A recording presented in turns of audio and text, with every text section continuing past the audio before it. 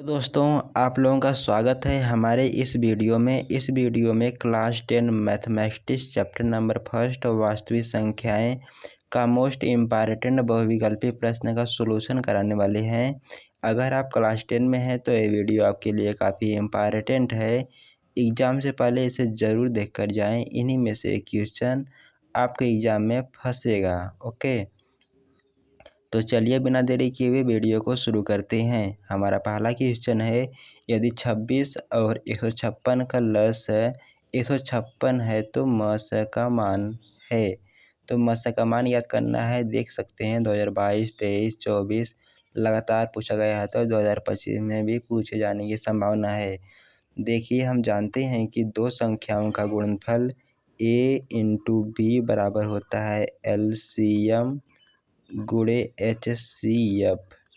LCM को हम shortcut में ल से बोलते हैं हिंदी में, और HCF को म से बोलते हैं। ओके, तो यहाँ पर हमारे पास दो संख्या दिया है। पहली संख्या 26 है, दूसरी संख्या 156 है, और इसका लस भी हमें दिया है 156 है, और हमें HCF यानी कि म से ज्ञात करना है। तो HCF क्या आ जाएगा? यहाँ देख सकते हैं दो संख्या आपस में सेम है और बराबर हैं, तो ये तो आपस में कट जाएंगी। तो यहाँ से 26 बराबर हमारा HCF आ जाएगा। तो इतना ही आसान क्वेश्चन आपके बोर्ड एग्जाम में आएगा, तो यहाँ पर B is A correct option हो जाएगा। तो यह क्वेश्चन आपको समझ में आया होगा। तो चलिए बढ़ते हैं अगले क्वेश्चन पर। हमारा अगला क्वेश्चन है, संख्या 144 के अभाज्य गुणनखंड में अभाज्य गुणनखंडों की घातों का योग होगा।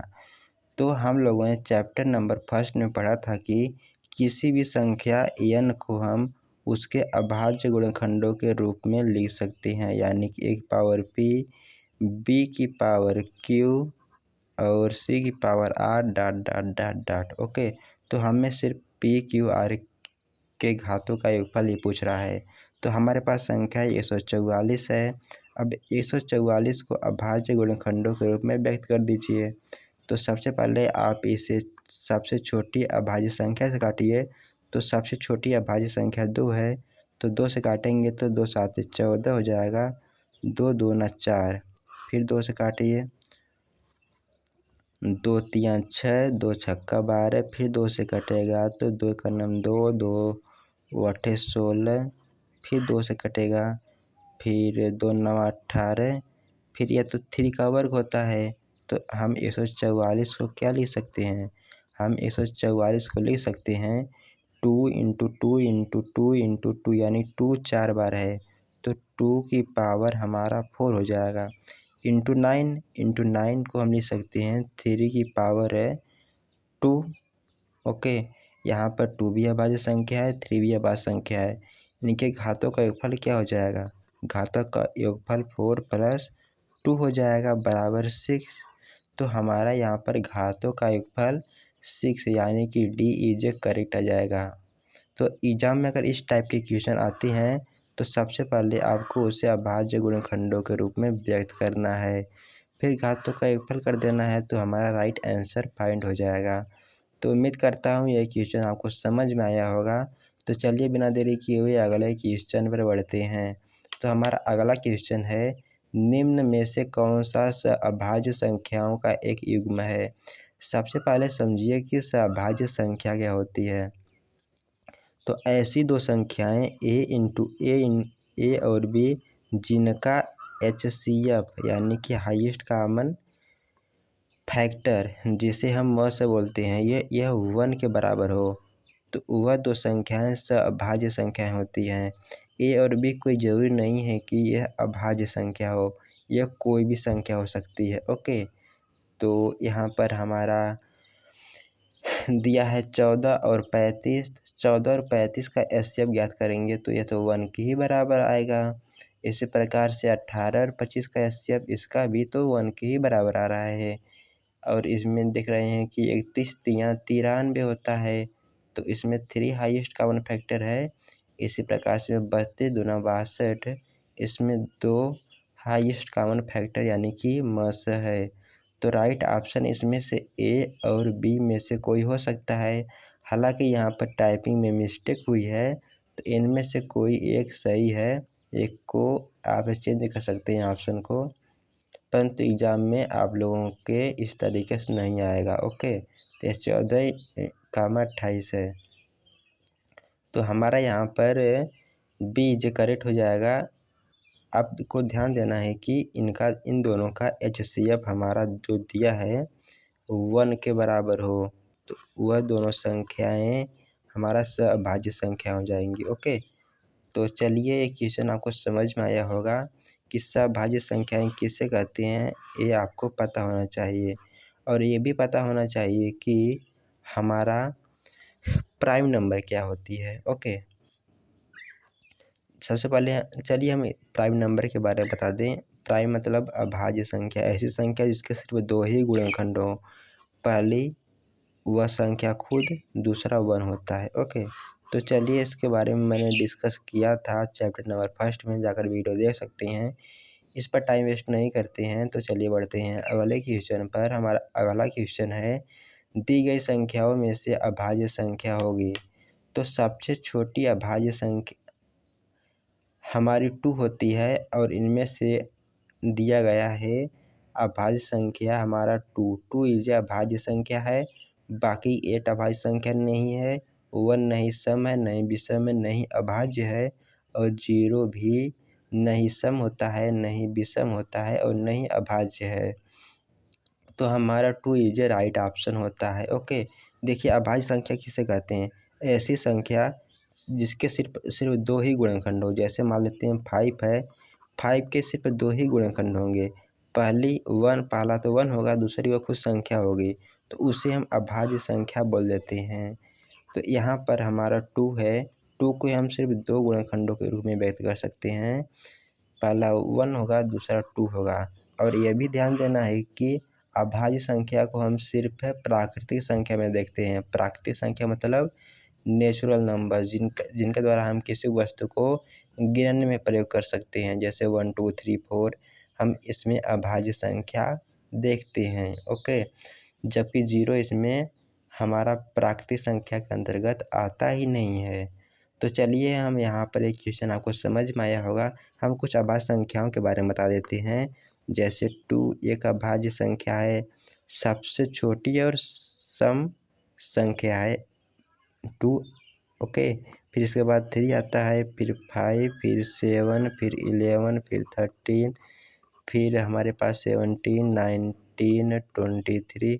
इस प्रकार से सभी संख्याएं हमारी प्राइम नंबर होती हैं। ओके, कुछ प्राइम नंबर को आपको याद रखना है, एग्जाम में सीधे पूछ लिया जाता है। इसका कभी माध्य पूछ लेगा या फिर कुछ भी पूछ सकता है। ओके, तो चलिए बिना टाइम वेस्ट किए अगले क्वेश्चन में बढ़ते हैं। हमारा अगला क्वेश्चन है, तो अगला हमारा क्वेश्चन है कि 15, 18 और 24 का लस्य है। अगर हमें किसी संख्या का लस्य ज्ञात करना है, तो लस्य ज्ञात करने के लिए मुख्य रूप से 2 ही विधियां प्रयोग होती है। पहला गुणनखंड विधि, दूसरा है वही अभाज्य गुणनखंडों के रूप में संख्याओं का HCF ज्ञात करना। तो चलिए हम गुणनखंड विधि द्वारा HCF ज्ञात करना बता देते हैं। जैसे मान लेते हैं हमारे पास यहाँ पर 3 संख्याएं दिया गया है, 15 है, 18 है, 24 है। तो सबसे पहले आप उस संख्या से काटिए जिससे दी गई संख्या का दो या सभी संख्या कट रही हो। ओके, तो चलिए यहाँ पर हमारा 30 कटा है, तो 3 5 15, 3 6 18, 3 8 24। फिर इसके बाद हमारा दी गई संख्या 2 से कटेगा, 5 कर दीजिए, 2 3 6 हो गया, 2 चौको 8 हो गया। आप देख रहे हैं इसमें कोई भी संख्या कॉमन नहीं है जिससे कि यह कट जाए, तो इन्हीं का आपस में ये मल्टीप्लाई कर देते हैं, तो ये हमारा LCM आ जाता है। LCM लस मतलब LCM होता है, यह 3 × 2 × और इनका गुणनफल कर देंगे 5 × 3 × 4 आ जाएगा।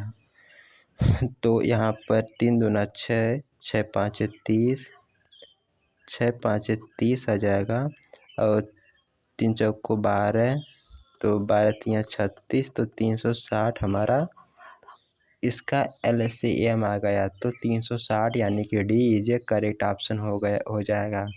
तो ध्यान देना है कि HCF किस प्रकार ज्ञात करती हैं। HCF ज्ञात करने के लिए दो विधियां होती है। पहला है संख्याओं को अभाज्य गुणनखंडों के रूप में व्यक्त करना, दूसरा गुणनखंड द्वारा, जो मैंने ये आपको बताया। और आपको अभाज्य गुणनखंडों विधि द्वारा संख्याओं का लक्ष्य ज्ञात करने के लिए मैंने इसके चैप्टर में बताया था, वहाँ पर जाकर देख सकते हैं। हालांकि हम यहाँ पर भी डिस्कस कर देते हैं कि कैसे याद करते हैं। देखिए हमारे पास सबसे पहले 15 दिया है, तो 15 को सबसे पहले अभाज्य गुणनखंडों के रूप में व्यक्त कर दीजिए। तो 15 को क्या लिख सकते हैं, 3 × 4 यानी 4 क्या हो जाएगा, 2 की पावर 2 हो जाएगा। तो इसे अभाज्य गुणनखंडों के रूप में 3 × 2 की पावर 2 लिख सकते हैं। इसी प्रकार से 18 को अभाज्य गुणनखंडों के रूप में, तो 3 × 6 = 18 होता है, 3 × 2 × 3 आ जाएगा। तो 3 × 6 = 18, 6 को भी 2 गुणनखंड कर दीजिए, 2 × 3 = 6, तो यह 2 × 3 की पावर 2 हो जाएगा। इसी प्रकार तीसरी संख्या हमारी दिया है 24, तो 3/24 होता है, तो 3/24, तो 3 × 8 आ जाएगा। तो यहाँ पर हमारा 2 की पावर 3 × 3 आ जाएगा, 2 की पावर 3 × 3। ओके, तो अभाज्य संख्या, सबसे पहले दी गई संख्या को अभाज्य गुणनखंडों के रूप में व्यक्त कीजिए। अब हमें LCM यानी कि लस ज्ञात करने के लिए हम देखेंगे कि जो सबसे बड़ी पावर होती है उसे एक बार लिख लेंगे। जैसे यहाँ पर 3 है, यहाँ पर 3 पावर 2 है, यहाँ के 3 पावर 1 है। इनमें से 3 की सबसे बड़ी पावर कौन है, 3 पावर 2 है, तो 3 पावर 2 को आप एक बार लिख दीजिए। ओके, फिर इसके बाद आप देखिए इसमें 3 की पावर 2 है और इसमें 2 की पावर 1 है और इसमें 2 की पावर 3 है। तो यहाँ पर सबसे बड़ी पावर कौन सी है, 2 की पावर 3 है, तो 2 की पावर 3 को एक बार लिख दीजिए। अब हमारे पास जो बची हुई संख्या है उसे लिख दीजिए। बची हुई संख्या कुछ है ही नहीं, तो हमारा यही जो है LCM आ जाएगा। ओके, तो यहाँ पर हमारा क्या आ गया, तो थोड़ा सा यहाँ पर मिस्टेक हो गया है। तो 3 × 5 = 15 होता है, तो मैंने यहाँ पर 2 की पावर 2 लिख दिया, तो यहाँ पर बल्कि 5 होना चाहिए। ओके, तो यहाँ पर इसे 5 लिख दीजिए। तो यहाँ पर देखिए सबसे बड़ी पावर 2 की कितना है, 2 की पावर 3 है, तो 2 की पावर 3 लिख दीजिए। फिर 3 की पावर में सबसे बड़ी पावर कौन सी है, 3 की पावर 2 है, 3 की पावर 2 लिख दीजिए। फिर जो बची हुई संख्या है उसे लिख दीजिए। ओके, तो हमारा LCM यही होता है। तो यहाँ पर हमारा क्या हो जाएगा, 9, तो 9 यहाँ पर हो जाएगा और 2 की पावर 3 8 होता है, प्लस 5 आ गया, तो 9 × 8 = 72 हो गया। तो 72 × 5, तो 72 में 5 से मल्टीप्लाई कर दीजिए, तो 5 × 10 की 0, हाथ से 1, 5 × 7 = 35, 1 × 36, 360 आ जाएगा। ओके, तो थोड़ी मोड़ी मिस्टेक तो हो ही जाती है, हालांकि यहाँ पर आप देख लीजिए। तो चलिए बिना टाइम वेस्ट किए आगे बढ़ते हैं। तो मैंने 2 तरह की आपके बारे में डिस्कस किया कि किस प्रकार से दी गई संख्या का HS, तो अगर एग्ज़ाम में इस टाइप के क्वेश्चन आते हैं तो उसे ज़रूर जो तरीका आसान लगे उस तरीके के अप्लाई करके आइए। हमारे पास जो यहाँ पर भाग गुणनखंड विधि द्वारा था वह आसान होता था। ओके, तो चलिए हम यहाँ पर बढ़ते हैं अगले क्वेश्चन पर बिना देरी किए हुए। इसमें हमारा डी इज करेक्ट ऑप्शन है। तो हमारा 6वां क्वेश्चन है कि संख्या 156 का अभाज्य गुणनखंड होगा। तो हमें 156 का अभाज्य गुणनखंड पूछ लिया है।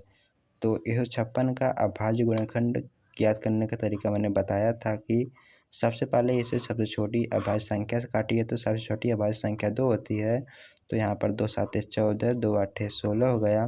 फिर 2 से काटिए, 2 × 3 = 6, 2 × 9 = 18 आ गया।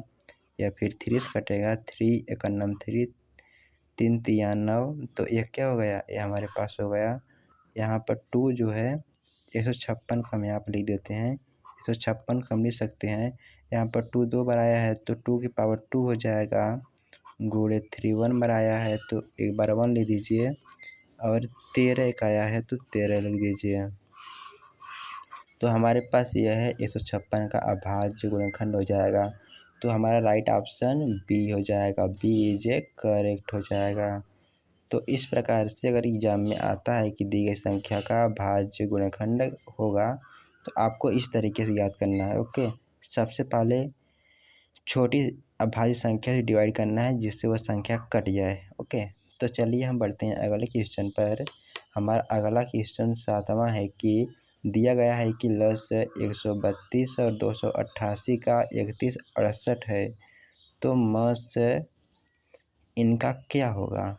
ओके, तो हमें मस से पूछ लिया है और लस हमें दिया है 3168 है। तो चलिए इसमें देख लेते हैं। हम जानते हैं कि दो संख्याओं का गुणनफल a इंटू बी होता है LCM गुणे HCF। तो पहली संख्या दिया है हमारे पास 132 है और दूसरी संख्या 288 है, और हमारे पास LCM भी दिया है 3168 है, 3168 है, और HCF हमें ज्ञात करना है। तो चलिए ज्ञात कर लेते हैं। तो यहाँ पर आप देख सकते हैं इस संख्या को काटना होगा, काट कर छोटा करना होगा। तो चलिए 4 से काट देते हैं। तो 4 सते 28 हो गया, 4 दूना 8 72 आ गया। जब इसे 4 से काटेंगे तो 4 सते 28 आ गया, तो यहाँ हमारे पास 3 बच गया, 36 हो गया। तो 4 नवा 36 हो गया और 4 दूना 8 हो गया। तो इतना कट गया। फिर यह संख्या किससे 4 से कटेगा, हाँ 4 से कटेगा। तो क्या हो जाएगा, 4 एक नम 4 बच गया 3, तो 4 बटे 32, और इसे 4 से काटेंगे तो 4 एक नम 4, तो 3 बच गया, हो गया हमारे पास 49। तो 4 एक नम 4, 3 बच गया 39 हो गया, 4 नवा 36 हो गया। तो यहाँ पर 4 नवा 36 आ गया। फिर यहाँ पर 36 3 32 हो गया, तो 4 बटे 32। फिर यह संख्या किस संख्या कट रही है, 2 से कट रहा है तो 2 से काट दीजिए। तो यह 2 नवा 18 हो गया, 2 नवा 18 हो गया, 2 नवा 18 हो गया। फिर यह संख्या हमारे 9 से कट रही है, तो 9 का नम 9, यह 11 बार आ गया। तो यानी कि हम लिख सकते हैं 132 बराबर 11 गुणे HCF है। तो 11 से काट दीजिए तो क्या हो जाएगा, 11 11 का नम 11, 11 दूना 22 बराबर HCF। यानी कि हमारा दी गई संख्या का HCF है 12 है, यानी कि D is A correct option हो जाएगा। तो इस यदि संख्या कुछ बड़ी आ जाती है तो उसे काट कर, जो संख्या जिससे कट रही है उसे काट कर सबसे बड़ी छोटी कर देना है, तो हमारी वही हमारा HCF अंत में आ जाएगा। ओके, तो इस प्रकार के क्वेश्चन को आपको इस तरीके से हल करना है। तो चलिए यार, ये समझ में आया होगा। तो चलिए बढ़ते हैं अगले क्वेश्चन पर। हमारा अगला क्वेश्चन है, वह बड़ी से बड़ी संख्या। जब बड़ी से बड़ी संख्या कहे तो हमारा HCF ज्ञात करना होता है। ओके, तो वह बड़ी से बड़ी संख्या जिससे 125 और 70 को विभाजित करने पर शेषफल क्रमशः 8 और 5 प्राप्त होता है। जब बड़ी से बड़ी संख्या ज्ञात करना है तो HCF ज्ञात करना है, और ये भी कंडीशन दिया है कि 125 और 70 को विभाजित करने, यानी कि वह बड़ी से बड़ी संख्या में अगर 125 से डिवाइड करते हैं तो 8 रिमाइंडर बचता है, 70 डिवाइड करते हैं तो 5 रिमाइंडर बचता है। तो वह संख्या क्या है उसे हमें ज्ञात करना है। तो देखिए, इस टाइप के क्वेश्चन को ज्ञात करने के लिए हमारा जो भाजक होता है, भाजक जिस संख्या से डिवाइड कर रहे हैं, जैसे 125 दिया है तो इसके रिमाइंडर को सेपरेट कर देते हैं। तो 125 में से 8 को सेपरेट कर दीजिए और बची हुई संख्या हमारी दूसरी है 70। 70 में से भी रिमाइंडर को सब्ट्रैक्ट कर दीजिए।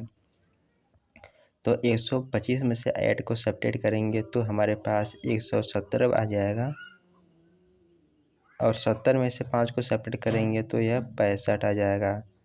तो इन दो संख्याओं का हमें HCF ज्ञात करना है। तो इन दो संख्याओं का HCF ज्ञात करने के लिए दो विधियां हैं। पहला तो है अभाज्य गुणनखंडों। अभाज्य गुणनखंड द्वारा HCF ज्ञात कर सकते हैं। दूसरा है कि आप अभाज्य न्यूक्लियर विभाजन प्रमेयिका द्वारा HCF ज्ञात कर सकते हैं। तो चलिए हम न्यूक्लियर विभाजन प्रमेयिका द्वारा HCF ज्ञात कर लेते हैं, जो कि वो आसान होता है। तो यहाँ पर ये भाग एक बार जाएगा, तो यहाँ पर 65 आ जाएगा। 65 में सेपरेट कर दीजिए तो यहाँ पर 11 में से 6 गया तो 5 आ गया। तो फिर 65 डिवाइड कर दीजिए 52 से।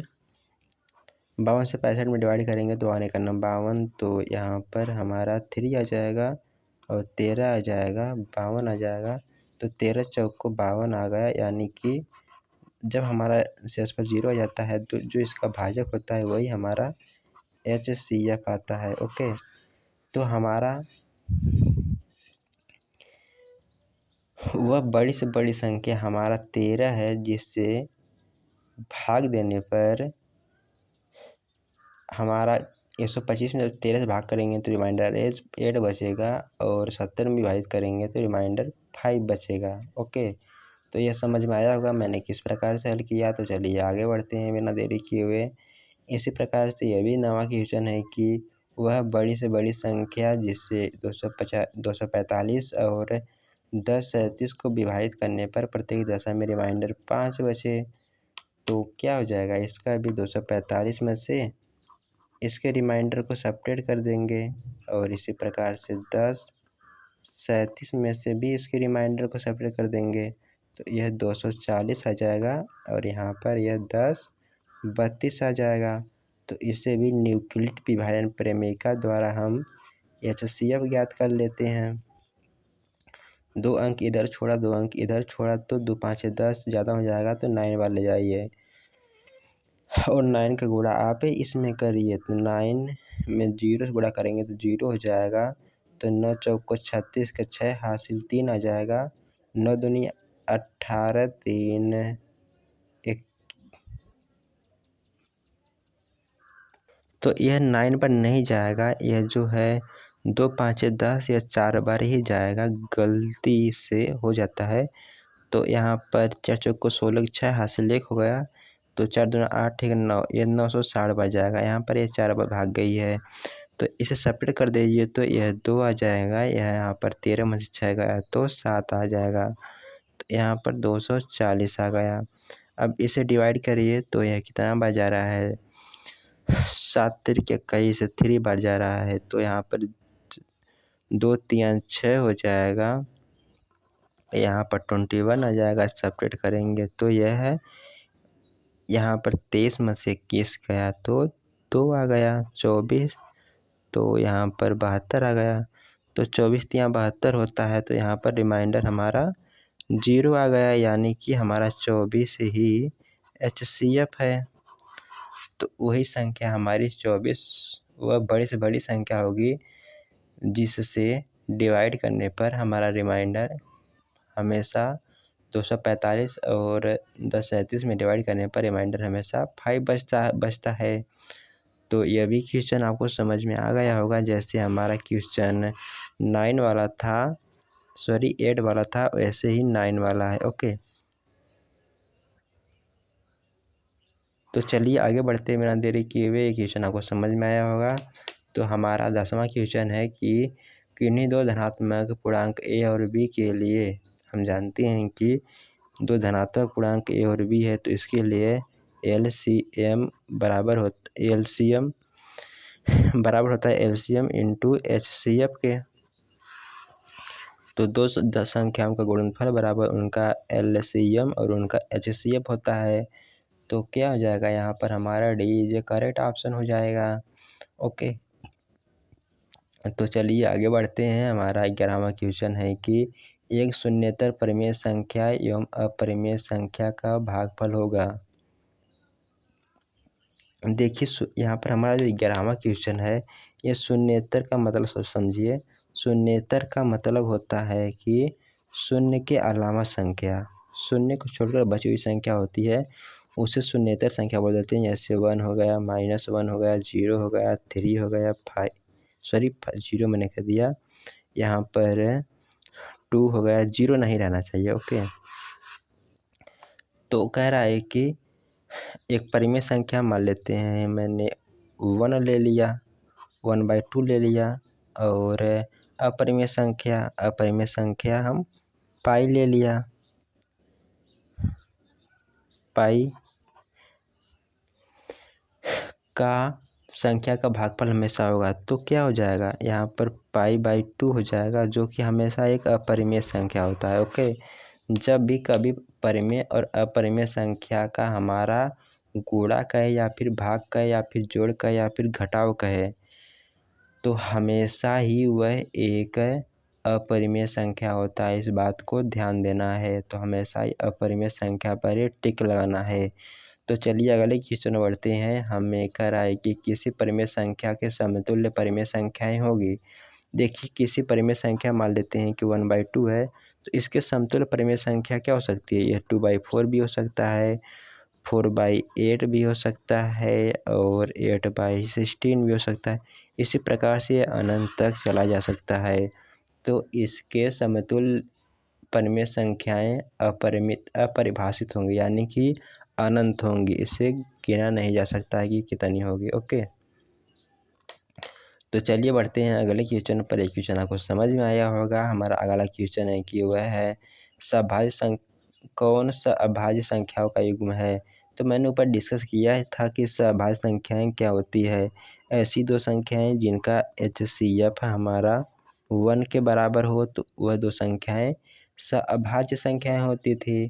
तो देखिए यहाँ पर 18 और 25 में HCF तो 1 के बराबर है, और 5-15 में HCF 5 या 15 यानी कि HCF 3 के बराबर है। इसमें भी 3 के बराबर है और इसमें भी 3 के बराबर है।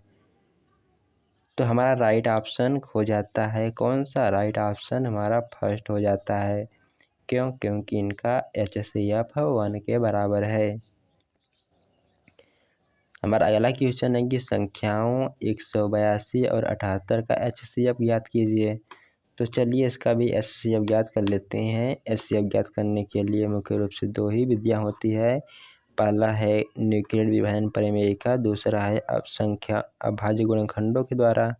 तो चलिए इसे हम न्यूक्लियर विभाजन प्रमेय द्वारा सॉल्व कर लेते हैं। तो यह 2 बार जा रहा है, तो यहाँ पर 8 दूना 16 के 6 हासिल 1, 7 दूना 14 का 15, इसे सेपरेट कर दीजिए। तो यहाँ पर 7 में से 5 गया 2, 26 हो गया। तो यह 78 बार गया। तो कितना बार कट रहा है यह, तो यहाँ पर 3 बार जा रहा है। तो 6 3 18 का 8 है, 26 3 78 होता है ना, तो ये कट जाएगा 3 बार, यानी कि इसका जो हमारा HCF है 26 है। तो हमारा 26 ही करेक्ट ऑप्शन हो जाएगा। ओके, तो HCF किस प्रकार ज्ञात करते थे, न्यूक्लियर विभाजन प्रमेय का आपको आता होगा, मैं ऐसा उम्मीद करता हूँ। अगर नहीं आता है तो यार हमारे प्लेलिस्ट में जाइए, वहाँ पर रियल नंबर सर्च कीजिए, देख लीजिए। हालांकि सर्च करने पर नहीं आएगा, तो वहाँ से आप देख सकते हैं मैंने कैसे HCF ज्ञात करना बताया था। तो चलिए आगे बढ़ते हैं अगले क्वेश्चन पर। हमारा अगला क्वेश्चन है कि 65 और 117 का HCF इस रूप में व्यक्त किया गया, तो P का मान है। तो सबसे पहले आप क्या कीजिए, अगर इस टाइप का क्वेश्चन आता है तो दी गई संख्या हमारी दो संख्याएं हैं, उनका सबसे पहले आप HCF ज्ञात कर लीजिए। ओके, जब आप HCF ज्ञात कर लेंगे तो यहाँ पर सबसे पहले HCF ज्ञात करिए। तो 65 करना 65 है, 17 यहाँ 5 7 में से 5 गया तो 2 आ गया, और यहाँ पर 11 में से 6 गया तो 5 आ गया, 52 आ गया। तो 65 ये भी हमारा 1 बार ही जा रहा है, तो यहाँ पर हमारा 3 आ गया, 1 आ गया, 13 चौको 52 आ गया, यानी कि इसका हमारा HCF 13 है। ओके, जब HCF 13 है तो हमें कह रहा है कि हम 13 को लिख रहे हैं, यहाँ पर लिख दे रहे हैं 13 को हम लिख सकते हैं 65P माइनस 117, 65P माइनस 117। तो यहाँ पर जो हमारा 65P है तो 65P बराबर आ जाएगा 117 की जो लेफ्ट में भेजेंगे तो माइनस चिन्ह प्लस में हो जाता है, तो 13 गुणे 117 आ जाएगा। इसे ऐड करने पर यह हमारा 130 आ जाएगा। 130 बराबर 65P, तो 65 दूना हमारा 130 होता है। तो यहाँ से हमारा P का मान क्या आ गया, तो हमारा P का मान यहाँ पर 2 आ गया। अगर एग्जाम में इस टाइप के क्वेश्चन आते हैं तो आपको इसी तरीके से हल करना है, नहीं तो आपका टाइम वेस्ट हो जाएगा। ओके, एग्जाम में इतना टाइम मिलता नहीं है। तो चलिए यार बढ़ते हैं अगले क्वेश्चन पर। एक क्वेश्चन भी आपको समझ में आया होगा। तो हमारा 16वां क्वेश्चन है कि 12 21 का लस हमारा दिया है 84 है, तो मस याद करना है। तो कितना आसान यार दिया है। हम जानते हैं कि दो संख्याओं का गुणनफल 12 गुणे 21 बराबर होता है LCM गुणे HCF। तो HCF हम ज्ञात कर लेते हैं यार, इसे काट दीजिए। किस संख्या से कट रहा है, 12 सत्ते 84 होता है ना, तो ये 7 बार जा रहा है, 7 तिरिक 21, यानी कि हमारा HCF इसका 3 है। ओके, तो हमारा यहाँ पर 3 option number A is correct हो जाएगा।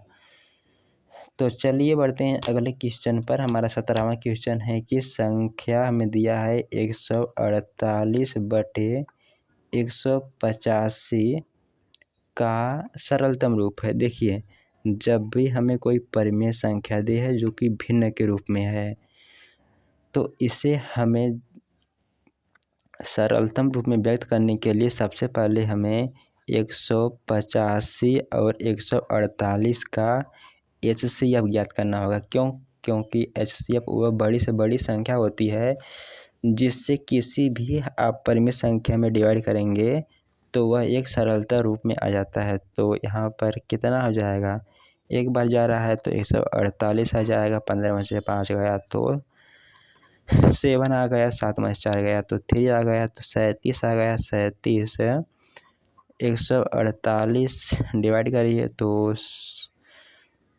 यहाँ पर 3 चौक को 12, 3 पाँच 15, 4 बार जा रहा है, तो 4 सत्ते 28 के 8 हासिल 2, 4 तियाँ 12, 2 14, यानी कि इसका हमारा HCF जो है 37 है। 37 HCF है।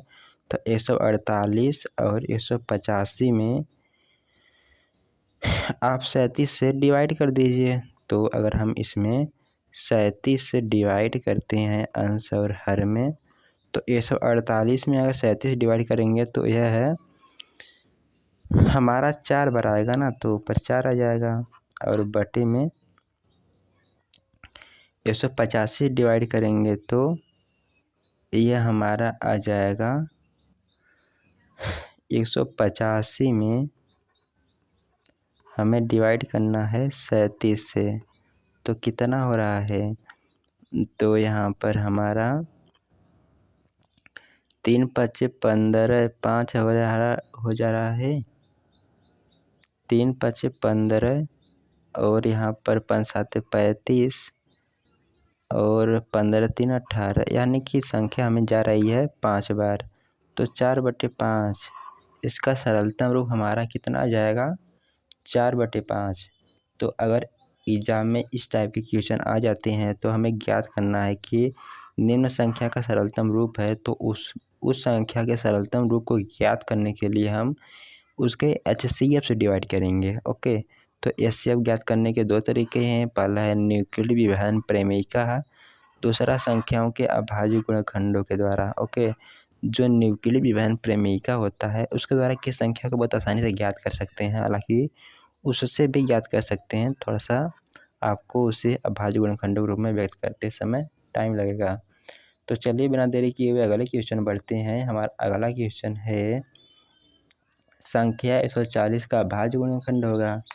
तो 140 का भाज्य गुणनखंड ज्ञात करना है हमें। इसे तो आप हल ही कर सकते हैं। तो कितना 7 दूना होता है 14 और 10 हो जाएगा तो 5 दूना 10 यानी कि यह 2 की पावर 2 गुणे 5 गुणे 7 आ गया। 2024 में पूछा गया क्वेश्चन है। तो इस टाइप के क्वेश्चन अगर किसी संख्या को अभाज्य गुणनखंडों के रूप में व्यक्त करना है, इस टाइप के क्वेश्चन मैं उम्मीद करता हूँ आप हल कर लेंगे। तो एग्ज़ाम में आपको इस टाइप के क्वेश्चन छोड़कर नहीं आना है। तो चलिए यार बढ़ते हैं अगले क्वेश्चन पर। हमारा अगला क्वेश्चन है, एक परिमेय संख्या और एक अपरिमेय संख्या का अंतर। मैंने ऊपर बताया था कि इसमें एक संख्या आया था कि एक सवाल आया था, एक शून्यतः परिमेय संख्या का भागफल, एक शून्यतः परिमेय संख्या और अपरिमेय संख्या का भागफल होगा हमेशा अपरिमेय होगा। तो इस क्वेश्चन में मैंने बताया था कि अगर भागफल पूछे, गुणनफल पूछे या फिर अंतर पूछे उसका, परिमेय और अपरिमेय संख्या का हमेशा ही वह अपरिमेय संख्या होता है। यानी फर्स्ट कीजिए जहाँ पर अपरिमेय संख्या हो उसे राइट करना है। तो चलिए अगले क्वेश्चन में बढ़ते हैं बिना टाइम वेस्ट किए। हमारा अगला क्वेश्चन है, निम्नलिखित संख्या में से कौन सी परिमेय संख्या है। तो हमें बताना है कि इनमें से कौन सी परिमेय संख्या है। देखिए परिमेय संख्या को हम p/q के रूप में लिख सकते हैं, जहाँ p और q एक इंटीजर हैं और q बराबर इक्वल टू नॉट जीरो, यानी कि इसका हर कभी जीरो नहीं होता है। तो हम जो है √3 तो एक इंटीजर है नहीं, √5 भी इंटीजर नहीं है, इसका गुणा भागफल कभी भी परिमेय नहीं होगा, इसका भी परिमेय नहीं होगा। लेकिन तो जो हमारा सी ऑप्शन है यही हमारा परिमेय संख्या है। क्यों? क्योंकि यह a+b इंटू a-b के रूप का है, तो यह बराबर होता है a² - b² को। तो यहाँ पर √5 माइनस √7 करेंगे, √5 करेंगे, √5 का वर्ग माइनस √7 का वर्ग करेंगे तो कड़ी हट जाएगी। जब कड़ी हट जाएगी वह एक परिमेय संख्या हो जाएगा। ओके, तो √5 का वर्ग 5 हो जाएगा, माइनस √7 का वर्ग 7 हो जाएगा, बराबर -2 हो जाएगा। -2 क्या है? -2 एक परिमेय नंबर है। तो परिमेय संख्या हमारा कौन सा है? सी है, सी जे करेक्ट हो जाएगा। ओके, तो चलिए हमारे पास 2-3 क्वेश्चन और बचे हैं, इसे भी सॉल्व कर लेते हैं। हमारा 23वां क्वेश्चन है कि वह छोटी से छोटी संख्या जिसको 35, 56 और 95 से विभाजित करने पर प्रत्येक दशा में शेषफल 7 बचता है। तो इस टाइप के क्वेश्चन को हल करने के लिए हम छोटी से छोटी संख्या बोल रहा है, तो जब छोटी से छोटी संख्या कह दे तो हमें LCM ज्ञात करना है। ओके, तो इससे भी इस तरीके से भी आप पहचान सकते हैं हमें HCF ज्ञात करना है कि या LCM ज्ञात करना है। तो सबसे पहले आप क्या करिए, इस टाइप के क्वेश्चन को हल करने के लिए हमारा 35, 56 और 95 इनका हमारा LCM ज्ञात कीजिए और इसमें 7 ऐड कर दीजिए। ओके, तो हमारा यही राइट आंसर हो जाएगा। तो चलिए इसका LCM हम ज्ञात कर लेते हैं। 35, 56, 95। तो वह छोटी छोटी संख्या अभाज्य संख्या जिससे संख्या डिवाइड हो जाए, तो 5 से डिवाइड कर दीजिए, 5 7 35, ये डिवाइड नहीं होगा। 56 की तरह लिख दीजिए, 5 करना 5 5 5 9 45, तो 19। अब ये किसी संख्या से कट तो नहीं रहा है,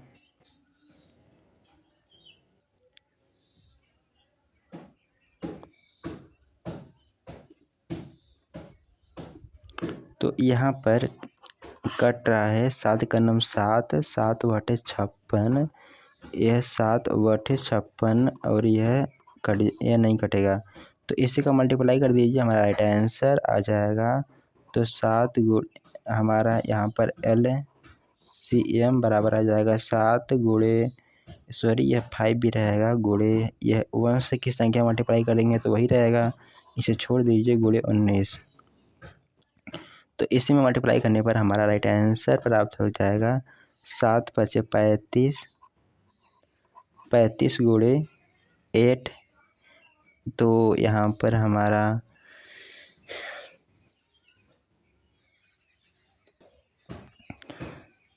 तो यहाँ पर 8 9 72, 72 2 हासिल 7 आ गया। तो ये हमारा कितना आ जाएगा,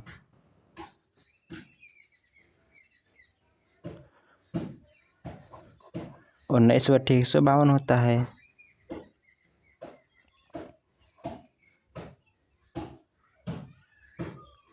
तो इसका आपस में मल्टीप्लाई कर दीजिए तो कितना आ जाएगा, 152 गुणे 75, 5 दूना 10, 5 पचे 25, 1 26, 5 दूना 10, 1 12 और 7 दूना 14 के 4 हासिल 7 पचे 35, 1 36 और 7 3 10 आ गया। तो ऐड करेंगे तो 0 0 यह 8 8 एक 9 आ जाएगा, 1 आ जाएगा, 1 आ जाएगा। ओके, तो इसमें 7 ऐड कर देंगे तो हमारा राइट आंसर तो मैच ही नहीं किया, कहीं पर गुणा करने में गलती हो गई। तो गलती यहाँ पर हो गई थी, 7 बचे यहाँ होता है 35, मैंने लिख दिया था 75। तो यहाँ पर 35 गुणे 152 करना है, यहाँ पर 35 रहेगा।